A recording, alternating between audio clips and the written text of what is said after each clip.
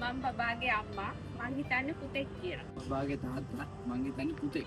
වගේ නියාච්චි මගේ පුතාට ලැබෙන දරුවා පුතෙක්. මම බබාගේ සීයා.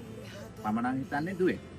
මම බබාගේ ආච්චි මං හිතන්නේ පුතෙක් කියලා. මම බබාගේ පුංචි ආච්චි මං හිතන්නේ යාළ ලස්සන පුතෙක් කියලා. මම හිතන්නේ පුතෙක්. මම බබාගේ බාප්පා මං හිතන්නේ දුවෙක් කියලා. මම බබාගේ නැන්දා මන් දන්න ඔයා කවුද කියලා. ඔයා බබාගේ පොඩි නැන්දා මං හිතන්නේ පුතෙක්. බබාගේ පොඩි බාප්පා මම හිතන්නේ පුතෙක්.